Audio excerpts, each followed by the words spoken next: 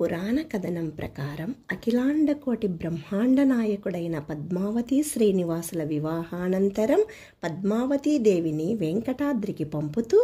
ఆకాశరాజు ఆమె వెంట 300 పుట్ల పెసలు, అత్యధికమైన బెల్లం, చింతపండు, 1000 కడవల పాలు, 100 కుండల పెరుగు, 1500 పాత్రల నిండుగా నెయ్యి, హెచ్చుగా ఆవాలు, మెంతులు, ఇంగువ, ఉప్పు, పెద్ద పెద్ద పాత్రలలో నిండుగా నూనె, 200 కుండల కలకండ, లెక్కలేనన్ని దోసపండ్లు, మామిడి పండ్లు, అరటి గెలలు, గుమ్మడి పండ్లు, కందమూలాలు, మిరియాలు, ఉసిరికాయలు, 200 కుండల నిండుగా తేనె, అరటికాయలు ఇచ్చారు. అంతేకాక 10,000 గుర్రాలు, 1000 ఏనుగులు, 5,000 ఆవులు, 100 మేకలు, 200 మంది దాసీజనం, 300 మంది దాసజనం, రకరకాల వస్త్రాలు, రత్నాలు పొదిగిన మంచం, పరుపులు, దిండ్లు సారెగా ఇచ్చారు.